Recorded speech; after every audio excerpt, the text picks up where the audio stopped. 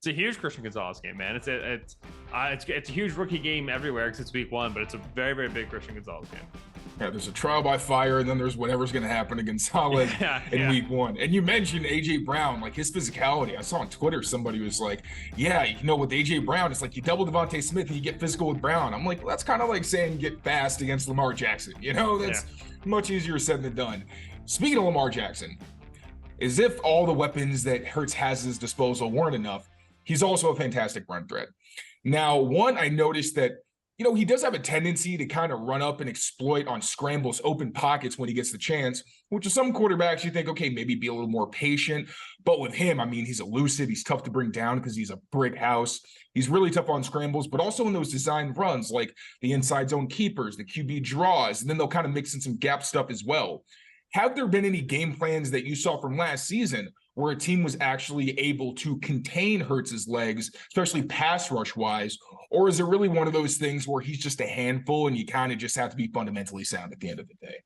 Yeah, get him moving left. Yeah, he doesn't like to go left. He's right-handed quarterback. So typically your right-handed guys like to go right no matter what. But particularly with Hurts is he's not like a fluid guy, right? Like he's big, he's stocky, he's physical, and then he's explosive, right? And so he's good beating you on a straight line, and he can break some tackles. But if you get him moving to his left, and then he's at the point where he's got to flip his hips and try to get his arm back around to throw it, he can lose accuracy. And you see, like Hurts's past success when he's outside of the pocket actually isn't that great. It's poorer than you'd expect from a mobile quarterback.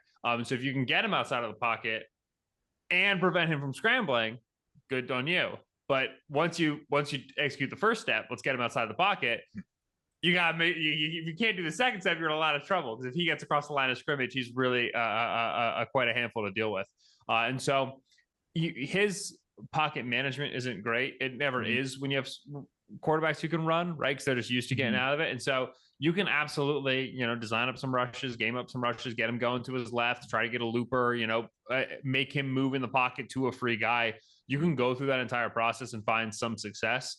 The Eagles will do two things in response. They'll run screens, right? They'll want to ask Hurts to hold on to the football, or they'll just straight run it. And that's the thing is like, one of the things that this team was so good at last year, especially because they use all 4 downs and they'll go for it in short yardage situations, is if they're getting stuff in the passing game that's a headache for them to deal with, they'll just run the football, right? They'll hand it off, or they'll run true like read option stuff, not run pass option, but just actual read option stuff.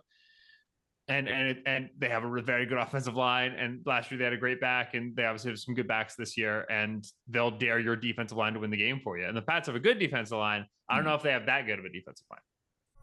Get ready for the NFL season with incredible offers from FanDuel, America's #1 sportsbook. Right now, new customers can bet $5 and get $200 in bonus bets. Guaranteed. That's guaranteed. Plus, all customers who bet $5 will get $100 off NFL Sunday Ticket from YouTube and YouTube TV. Now is the best time to join FanDuel. It absolutely is. The app is easy to use, and you can be on everything from spreads to player props and more.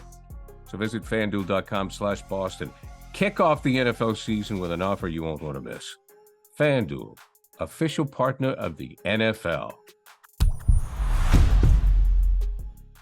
Yeah, it's going to be a hell of a test week 1. And I think you mentioned the stat. I actually looked it up. It was like Hurts statistically was the best quarterback in the league when he was in the pocket. When he scrambled, I think his pass rating dropped down to like 22 or something like that, which again, because he's not like Lamar Jackson where he's fluid and throw across his body and things like that, or Josh Allen where he's just going to take the top off every time, does seem like a pretty good strategy. I saw one blitz from the Colts where they had twists on both sides and they had a spy in the middle. I was like, please, Marte Mapu in the middle. Just let Uche and Judon crash the pocket. Hopefully we see a little bit of that. You want Marte chasing him around? So bad. So bad. Do you think he'd be up for the challenge? I'd put Duggar. I wouldn't put the rookie on his first start. I think physically, sure. Mentally, right? I'd much rather have a player who's been doing this for a long time in that sort of a responsibility. But I haven't followed Mapu. Like if they're out here like Mapu's a genius, then go for it. I do think it's more likely we're going to see Mac Wilson. His play recognition just kind of scares me a little bit. But if Duggar, so theoretically, if Duggar's the spy, then who's on Goddard? Because I figured that would be his main assignment. So Mapu, but then you don't feel good about that either, right? Right.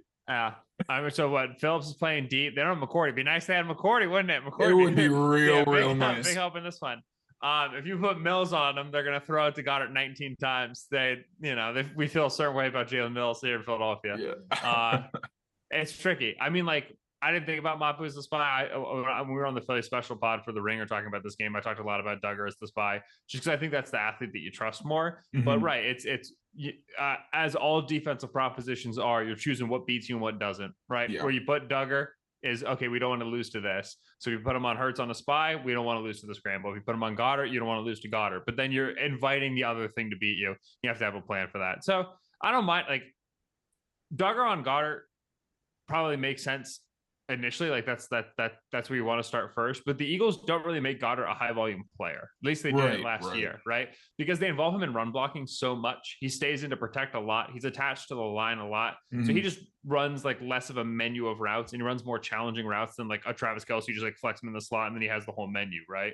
And so if you're walking in with the game plan of like, we're gonna make them beat us by throwing the ball to Goddard, that's not half bad, right? Like half of Goddard's targets last year were behind line of scrimmage. That's a fake number, it's an exaggeration, but it's like that's how it feels.